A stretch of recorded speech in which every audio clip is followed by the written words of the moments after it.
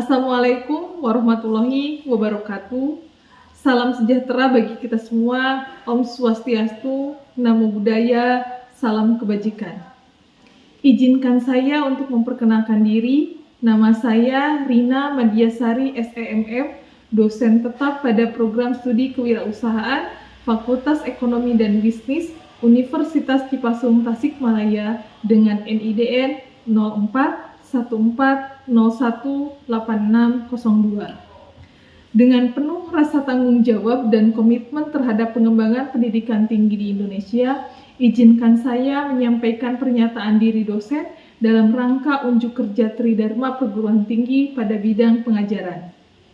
Video ini dibuat sebagai bagian dari proses sertifikasi dosen yang diselenggarakan oleh Kementerian Pendidikan Tinggi, Sains dan Teknologi tahun 2025. Pada kesempatan ini, saya akan memaparkan salah satu mata kuliah yang saya ampu, yaitu mata kuliah penganggaran bisnis. Saya mengajar mata kuliah penganggaran bisnis pada tahun ajaran 2024-2025 dengan beban studi sebesar 3 SKS. Mata kuliah ini diperuntukkan bagi mahasiswa semester 4. Mata kuliah ini juga termasuk ke dalam kelompok mata kuliah keahlian program studi yang bertujuan membekali mahasiswa dengan kompetensi teoritis dan praktis di bidang penganggaran bisnis. Proses pembelajaran pada mata kuliah ini dilaksanakan secara tatap muka langsung di ruang kelas dengan mengedepankan prinsip konstruktivisme yang memfokuskan pada keterlibatan mahasiswa dalam membangun pemahaman. Pembelajaran berlangsung selama 16 minggu sesuai kalender akademik dan dirancang untuk mendukung capaian pembelajaran lulusan atau CPL dan capaian pembelajaran mata kuliah atau CPMK. Seluruh materi perkuliahan dapat diakses secara daring oleh mahasiswa melalui platform mhs.uncip.siakad.tech. Mahasiswa juga dapat mengunduh dokumen perkuliahan seperti rencana pembelajaran semester atau RPS, rencana tugas mahasiswa, dan mengunggah tugas-tugas yang diberikan dosen secara terintegrasi melalui platform tersebut. Untuk metode pembelajaran pada mata kuliah penganggaran bisnis dirancang dan dilaksanakan dengan pendekatan direct learning method yang mendorong keterlibatan aktif mahasiswa dalam proses eksplorasi dan penerapan konsep-konsep penganggaran bisnis secara konseptual.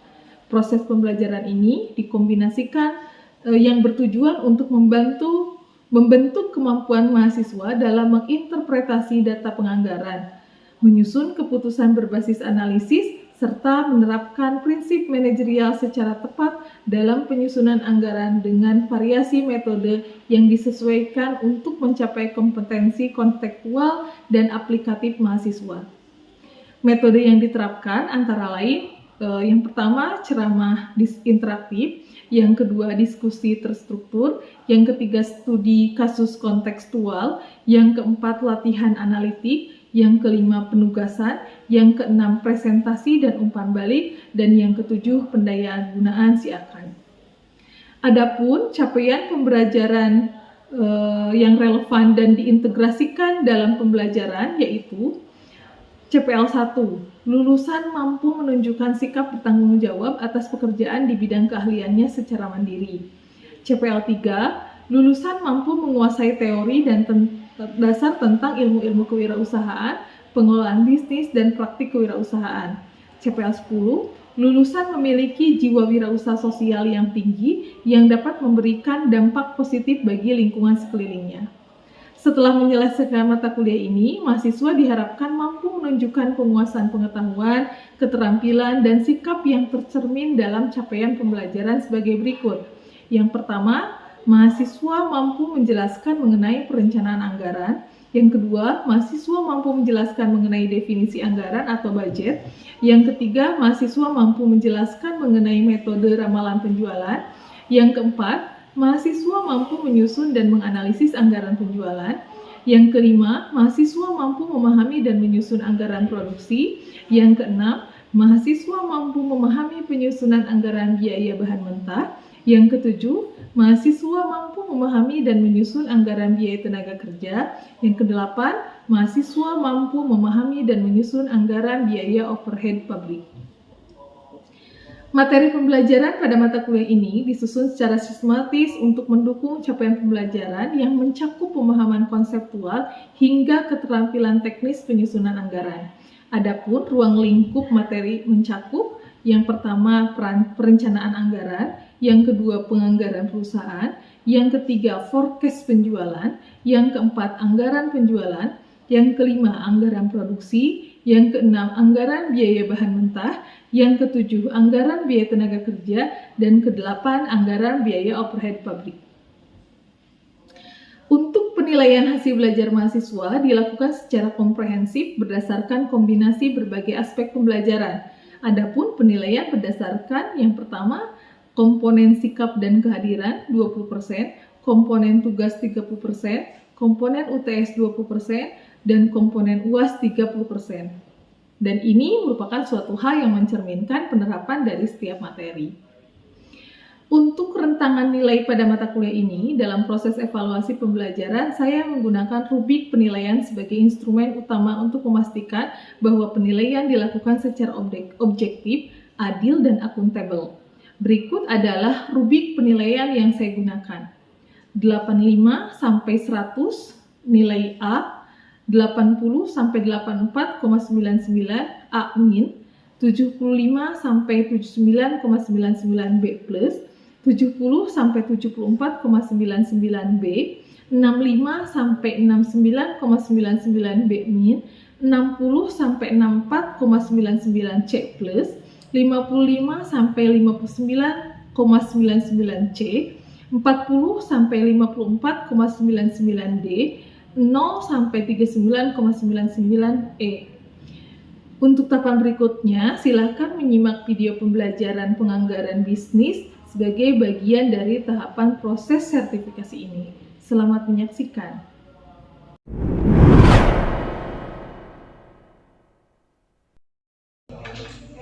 Oke, baik, kita mulai. Assalamualaikum warahmatullahi wabarakatuh.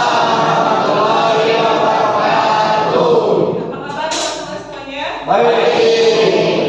Hari ini kita bertemu lagi ya untuk mata kuliah penganggaran bisnis, dan ini adalah pertemuan keempat ya. Setelah minggu lalu kita bahas materi-materi tentang anggaran penjualan atau budget. Nah, hari ini kita melanjutkan materi yang minggu lalu. Oke, sebelum kita masuk ke materi, kita berdoa terlebih dahulu.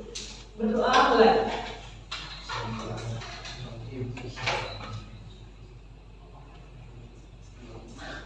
Doa selesai. Oke, di hadapan teman-teman ini sudah terlihat ada materinya ya, materi tentang forecast penjualan. Dan teman-teman yang punya bukunya silahkan dibuka materi tentang forecast penjualan, ada di halaman 32 ya. Silahkan teman-teman buka bukunya 32. Nah, ini forecast penjualan. Teman-teman tahu yang namanya forecast? Tidak asing mungkin ya dengan kata forecast atau forecasting. Nah, forecasting itu apa? Ramalan. Ramalan apa? Ramalan hujan atau ramalan apa? Kaitannya dengan ini berarti forecast apa? Ramalan penjualan. Nah, ramalan penjualan artinya teman-teman itu nanti akan meramalkan berapa penjualan di tahun berikutnya ya, sesuai dengan melihat tentang histori sebelumnya, permintaan penjualan histori di tahun sebelumnya. Peramalan atau forecasting tadi, forecasting atau peramalan juga ini disebut perkiraan ya, atau forecast. Ini suatu cara mengukur atau menaksir kondisi bisnis di masa mendatang. Kita tidak tahu bagaimana kondisi bisnis kita di masa mendatang. Teman-teman dari prodi kewirausahaan tentunya dipersiapkan nantinya menjadi calon-calon pengusaha. Nah, teman-teman akan nanti menaksir bagaimana penjualan di masa mendatang. Tentunya bingung kan, berapa yang harus kita produksi, berapa banyak yang akan kita jual di periode mendatang. Nah, tentunya kita menentukan peramalan. Bagaimana menentukan peramalan? Tentunya dengan melihat bagaimana histori penjualan sebelumnya, gitu ya. Nah, forecast penjualan itu adalah suatu waktu yang akan datang dengan keadaan tertentu dan dibuat berdasarkan data-data yang pernah terjadi dan atau mungkin akan terjadi. Misalkan tahun lalu penjualan itu masuk atau terjual 1000 unit, ya. Sebelumnya lagi, ya, misal 1200 unit. Kemudian tahun sebelumnya lagi terjual 900 unit. Ya. Kemudian untuk tahun berikutnya kita bingung berapa yang akan kita jual, gitu ya. Tentunya target tersebut disesuaikan dengan expected return kita. Harapan keuntungan kita di masa mendatang itu berapa? Ya, tentunya berdasarkan dari data-data histori tahun sebelumnya tadi. Ya, selanjutnya hasil forecasting ini mungkin saja tidak sama dengan rencana. Hal ini disebabkan karena forecast itu lebih merupakan pernyataan atau penilaian yang dikuantifikasi terhadap kondisi di masa depan mengenai subjek-subjek tertentu, misalnya adalah penjualan. Nah, tidak semua ramalan atau taksiran kita itu sesuai. Ya, ada yang berbeda, bisa lebih sedikit atau bisa lebih banyak. Gitu. Namanya juga taksiran, gitu ya. Jadi taksiran itu adalah dugaan, gitu ya. Kalau misalkan dicontohkan logika sederhananya adalah misalkan BMKG menaksirkan bahwa hari ini hujan berdasarkan data-datanya kan ya belum tentu hujan juga kan gitu ya. Tentu tidak selalu hujan. Nah, tapi diramalkan begitu. Begitupun dengan dalam forecasting bisnis, kita meramalkan misalkan tahun depan itu diramalkan berdasarkan hasil perhitungan forecasting itu misalkan 2000 unit yang akan terjual. Nah, pada kenyataannya nanti bisa saja terjadi ya 2000 unit terjual ataukah kurang dari itu ataukah lebih dari yang sudah diramalkan. Nanti bisa dihitung margin of error-nya berapa. Gitu ya. Yang pasti forecasting ini bisa membantu para pelaku usaha untuk bisa menentukan berapa yang akan terjual di masa mendatang. Gitu. Kemudian yang kedua, forecast penjualan itu merupakan proyeksi teknis dari permintaan konsumen potensial untuk jangka waktu tertentu dengan menyebutkan asumsi yang mendasarinya. Ini ya, jadi proyeksi teknis permintaan konsumen.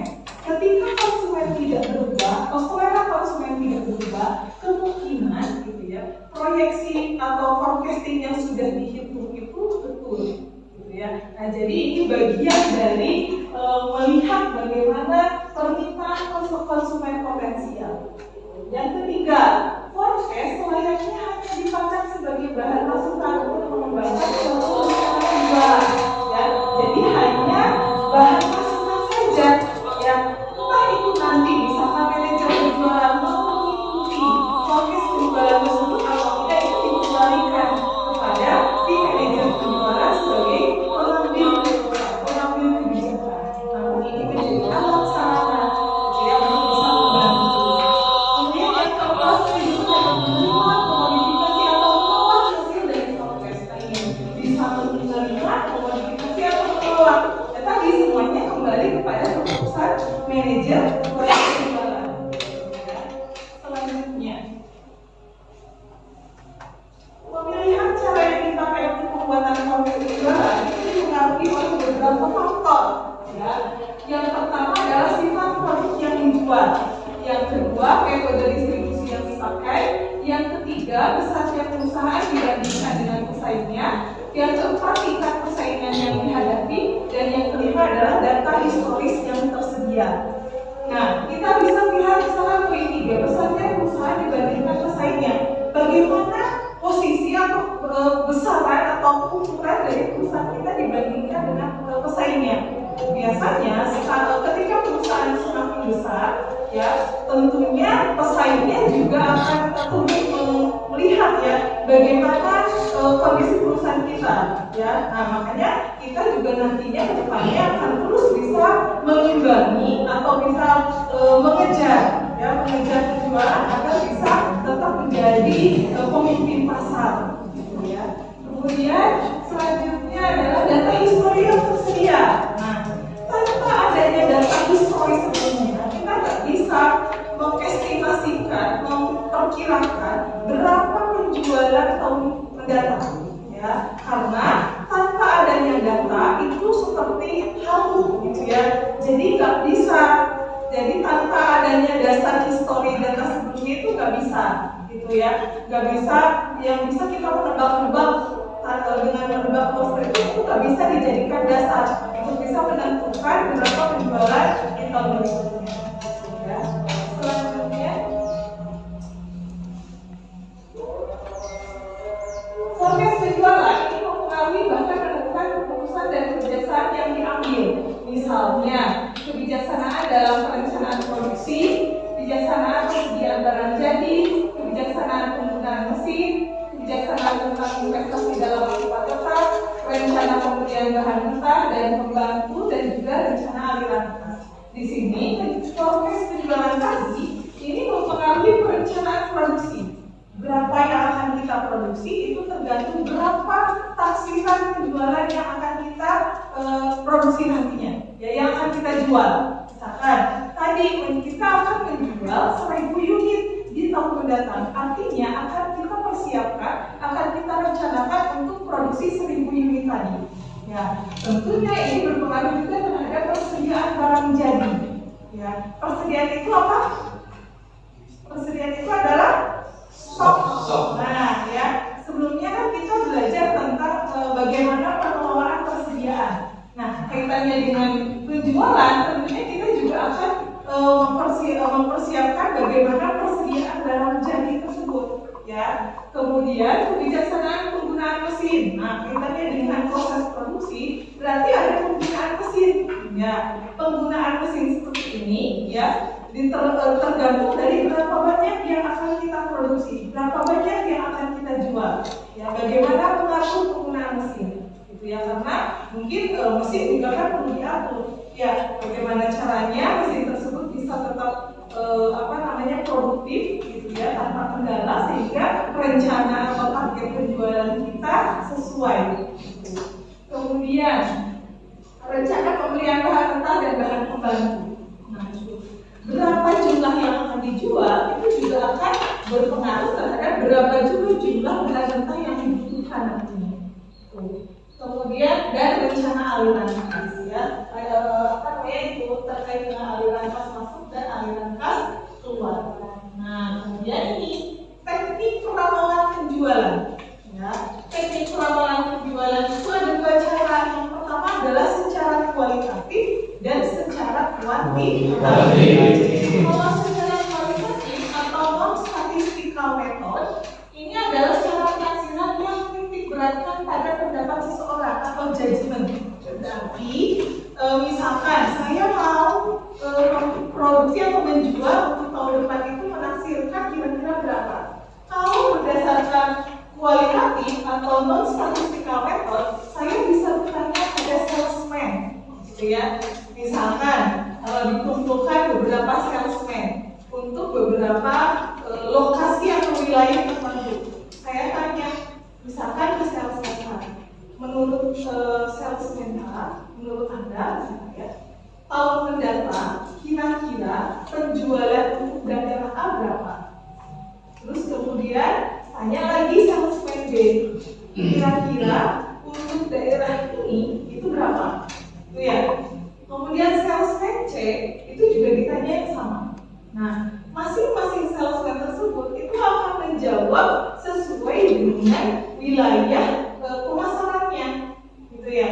Tentunya masing-masing wilayah itu kan konsumennya berbeda, seleranya berbeda. Pastinya dari ketiga salesman itu akan memberikan jawaban sesuai dengan berapa jumlah konsumen potensial di wilayahnya. Kemudian digabungkan, tapi kan kita juga perlu pasti, ya, perlu kepastian bahwa nantinya apa akan diambil, gitu ya, diambil jumlah yang pasti untuk seluruh daerah wilayah pemasaran itu taksirannya berapa, ya. Tidak bisa karena itu adalah pendapat, itu tidak pasti.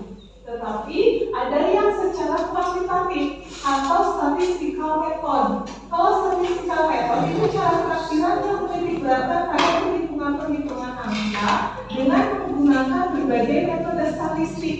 Nah, kalau ini pasti hasilnya, ya, karena apa? Karena berdasarkan statistik. Nah, statistik itu berarti dasarnya data histori sebelumnya, gitu ya. Nah, beberapa metode statistik yang dapat digunakan sebagai dasar melakukan profesi penjualan antara lain yang pertama adalah analisis tren. Ini merupakan gerakan lambat yang berjangka panjang dan cenderung menuju satu arah, baik naik atau turun. Ya, jadi ada beberapa metode dengan menggunakan statistik ini, yaitu yang pertama adalah metode tren secara bebas, yang kedua adalah metode setengah rata-rata, kemudian metode momen, kemudian metode least square, dan ada metode kuadratik. Ya, dan ini yang akan kita bahas satu persatu. Ini penting bagi teman-teman untuk nantinya teman-teman sebagai calon pengusaha bisa menghitung penaksir berapa penjualan di tahun mendatang. Ya, nah ini jadi nanti boleh menggunakan metode setengah rata-rata, boleh menggunakan metode momen atau least square atau kuadratik. Nanti ini adalah perhitungan. Teman-teman nanti saya berikan contoh kasusnya. Nanti teman-teman bisa menghitungnya dan berapa taksiran untuk tahun penjualan tahun depan.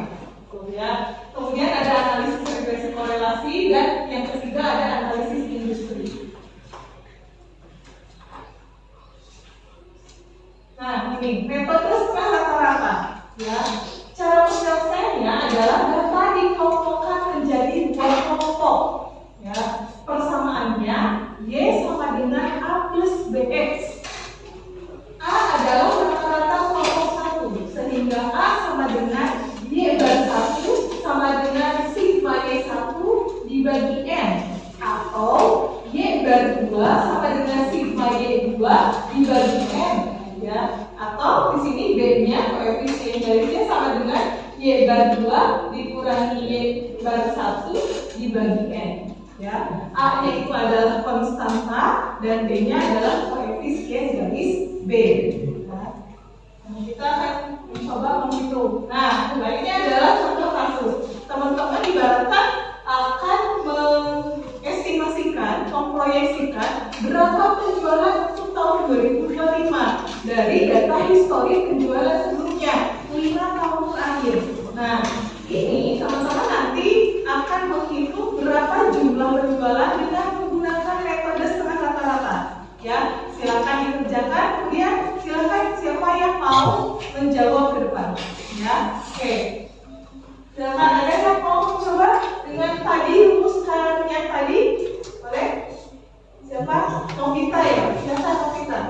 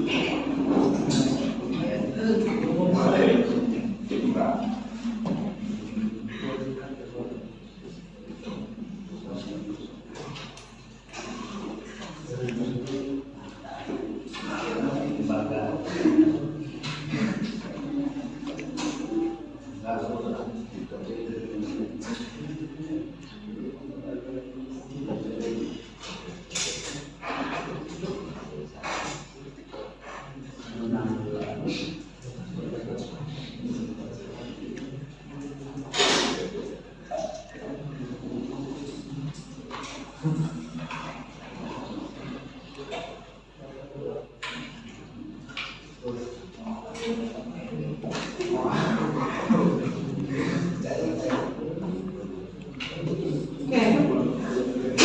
Nah ini ya, ini adalah data penjualan UT Berkah Jaya yang sudah dikerjakan sama kita tadi ya. Jadi kita tahu tahun 2025 itu forecastingnya adalah 2.868,8 unit ya. Dari yang sebelumnya 2024 itu 2.900 unit yang terjual. Berarti nanti 2025 itu ada penurunan penjualan dari tahun sebelumnya. Tadi sudah dihitung ya menggunakan metode setengah rata-rata. Tadi ini penentuan X sama dengan nolnya adalah di tengah-tengah ini ya, karena tadi kan ini data ini dibagi dua terlebih dahulu ya. Kemudian konstantaannya berada di kelompok Y1. Maka X sama dengan nolnya ada di tahun 2020 gitu ya, sehingga X untuk tahun 2025 adalah 5 ya tadi ini. Nah ini ya, ini 5 gitu ya, sehingga sudah bisa diketahui bahwa forecasting penjualan untuk tahun 2025 adalah turun dari 2024, dan ini menjadi acuan sebagai dasar untuk pelaku usaha dalam menjual produk di tahun berikutnya. Bisa nggak tahun 2026? Bisa ya, setelah nanti 2025 realisasi berapa gitu ya. Sekian video rekaman pembelajaran dalam mata kuliah Penganggaran Bisnis pada program studi S1 Kewirausahaan Fakultas Ekonomi dan Bisnis Universitas Cipasung Tasikmalaya. Semoga dapat menjadi pertimbangan baik dalam proses pengajuan sertifikasi dosen tahun 2025. Terima kasih. Wassalamualaikum warahmatullahi wabarakatuh.